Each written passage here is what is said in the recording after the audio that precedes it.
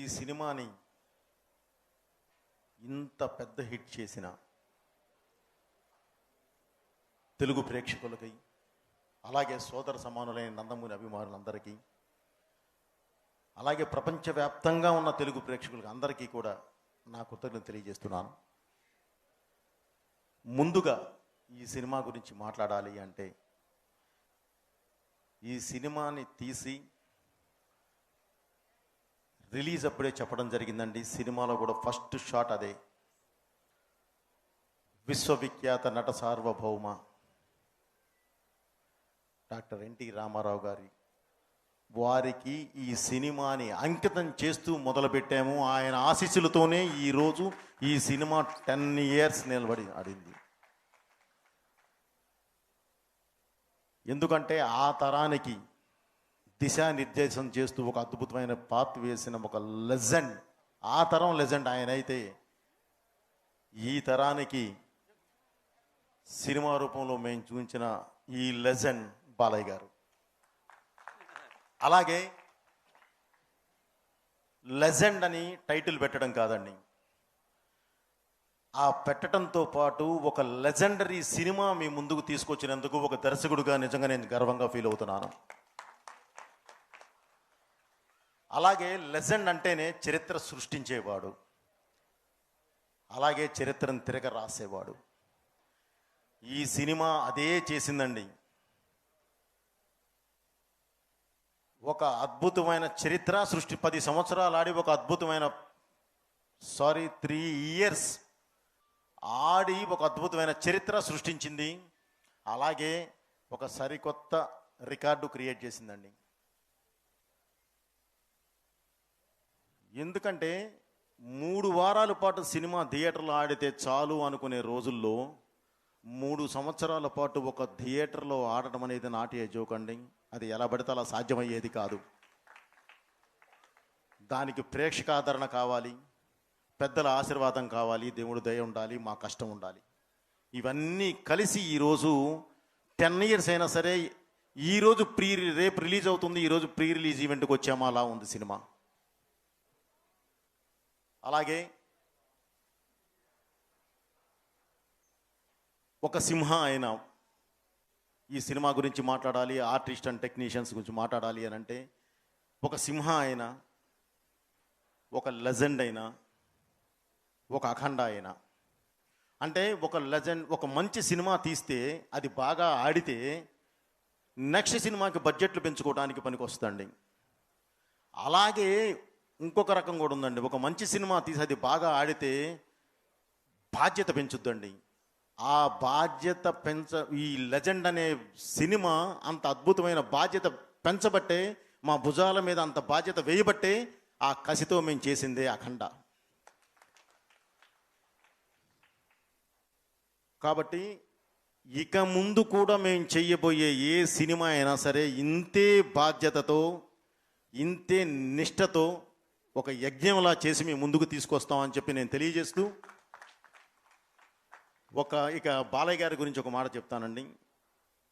ఒక సింహ, ఒక లెజెండ్, ఒక అఖండ టైటిల్ పెట్టడం అనేది కాదండి. దానికి అద్భుతంగా పర్ఫెక్ట్గా న్యాయం చేసేవాళ్ళు కావాలి. ఆ న్యాయం చేసేది వాళ్ళు ఎవరయ్యా అని అంటే, సింహ అంటే బాలయ్య గారే కనిపిస్తారు, లెజెండ్ అంటే చరిత్ర తిరగరాశారు, మీ కళ్ళ ముందే ఉంది. అఖండ అంటే ఈ రోజు కూడా దేదీప్యమానంగా వెలుగుతుంది, అది మీ అందరికీ తెలుసు. సో అది బాలయ్య గారికే సాధ్యమైందండి. ఆయన ఉండబట్టే, ఆయన నమ్మకమే ఈ 3 సినిమాలు. అంతే తప్ప ఎవరో నన్ను ఇది చేస్తూ ఉంటే నేను చేయలేను అంతగా. సో ఆయన నమ్మకమే ఈ 3 సినిమాలు. థ్యాంక్ యూ బాబు. మన రిలేషన్ ఎప్పుడు ఇలానే ఉండాలి, ఇలానే ముందుకు వెళ్ళాలి. మనం చేసే ప్రతి సినిమా ప్రేక్షకుల ముందు తీసుకొచ్చి ఇలానే ప్రతి సంవత్సరాలు మనం జరుపుకోవాలి. సింహ త్వరలో 15వ సంవత్సరం నిండుతుంది బాబు. అలాగే ఈ సినిమాకి పనిచేసిన, ఈ సినిమాలో చేసిన ప్రతి ఆర్టిస్టు, అంటే సోనాల్ చౌహాన్, థ్యాంక్ యూ మా. ఎక్కడో స్విట్జర్లాండ్లో ఉండి, తను వేరే షూట్లో ఉండి, లేదమ్మా ఇది 10 years ఆడిందంటే, సార్ నా ఫస్ట్ తెలుగు సినిమా నేను కంపల్సరీ నేను వస్తున్నానని చెప్పి పరిగెత్తుకుంటూ వచ్చింది ఆ అమ్మాయి. ఈరోజు నిజంగా అందరూ అప్లాజ్ చేయాలి. అలాగే ప్రతి ఆర్టిస్టు రాధిక ఆప్టే, అలాగే పెద్దవారు మన ఆ గ్రాండ్ మా క్యారెక్టర్ చేసిన వారు ఎక్కడున్నా సరే ఆమె ఆమె ఆత్మ సాధించాలని కోరుకుంటున్నాను. ఎందుకంటే వారు లేరు, అయినా సరే వాళ్ళని తలుచుకోవాల్సిన అవసరం ఉంది మనకి. అలాగే సీతారా గారు కానీ, ఈశ్వరీరావు గారు కానీ, మన రజిత గారు కానీ, ఇక మిగతా ఆర్టిస్టులు అందరండి. ప్రత్యేకంగా చెప్పాల్సింది జగపతి బాబు గారికి. జగపతి బాబు గారు ఫస్ట్ టైం జగపతి బాబు గారు ఇందులో ఒక అద్భుతమైన క్యారెక్టర్ చేశారు. విలన్ అని నేను అనండి, అది ఒక క్యారెక్టర్, అద్భుతమైన క్యారెక్టర్. ఆ క్యారెక్టర్ చేసి ఈరోజు మీరు చూస్తూ ఉంటే ఎలా ఉన్నారంటే అలా ఉన్నారు. అప్పటి వరకు ఒక షేడ్లో కనిపించిన ఆయన ఈ సినిమాలో కనిపించిన విధానం చూసి అందరూ చాలా హ్యాపీగా ఫీల్ అయ్యారు, షాక్ అయ్యారు. ఎందుకంటే ఆ ప్యాటర్న్ ఆఫ్ క్యారెక్టర్ ఆయన అంతకుముందు చేయలేదు. అలాగే మిగతా ఆర్టిస్టులు అందరికీ పేరు పేరు నా కృతజ్ఞత తెలియజేస్తూ ఒక్కళ్ళని మాత్రం నేను గ్యారంటీ మీ అందరి ముందు ఒకటి చెప్పాలండి. చలపతిరావు బాబాయ్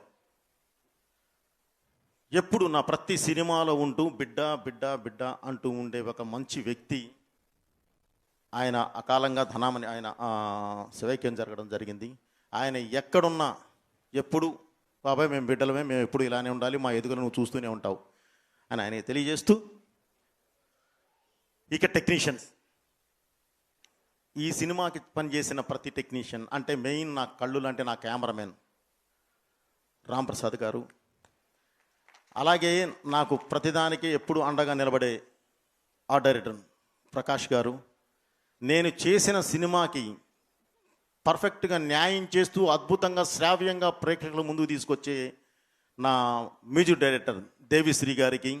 యాక్చువల్లీ తను రావాల్సిందండి, తను ఈరోజు రాలేకపోయాడు. అలాగే మిగతా మన ఎడిటర్, నేను సినిమా తీసి ఒక రూమ్కి తీసుకెళ్ళిన తర్వాత, ఎడిటింగ్ రూమ్కి తీసుకెళ్ళిన తర్వాత దాన్ని ఒక పద్ధతిగా ఒక సిస్టమ్ ప్రకారం దాన్ని ఒక దీనిలో తీసుకొచ్చే నా ఎడిటర్ చంటి గారికి, అలాగే మన తమ్మిరాజు గారికి, అలాగే ఈ మేనేజర్స్, నా దీనికి పనిచేసిన ప్రతి మేనేజర్కి, నా డిపార్ట్మెంట్ డైరెక్షన్ డిపార్ట్మెంట్ అందరికీ కూడా, ఈ సినిమాలో పనిచేసిన ప్రతి ఒక్కరికి పేరు పేరున నా కృతజ్ఞత తెలియజేస్తూ, ఇక నేను మాట్లాడాల్సింది నా ప్రొడ్యూసర్స్. సినిమా తీయటం అంటే ఆషామాషి కాదండి, దాన్ని ఎంతో నిష్టతో నియమంతో చేయాలి. ఆ చేసే ప్రాసెస్లో మేము సెకండ్ సినిమా కాబట్టి చాలా గట్టిగా వెళతాం. ఆ వెళ్ళేదానికి నాకు కావాల్సింది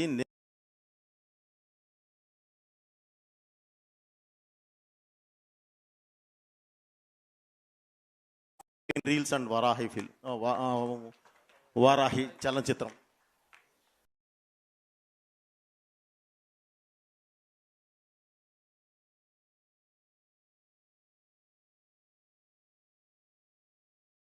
కంట అనిల్ సుంకర్ గారికి, అలాగే వారాహి ఫిల్మ్స్ సాయి కొర్రపాటి గారికి నేను ప్రత్యేక ధన్యవాదాలు తెలియజేసుకుంటూ, ఈ సినిమాని ఇంత పెద్ద హిట్ చేసిన ప్రతి ఒక్కరికి, అభిమానులకి, ప్రేక్షకులకి, ప్రతి ఒక్కళ్ళకి పేరు పేరున నా కృతజ్ఞత తెలియజేస్తూ, ఈ సినిమాని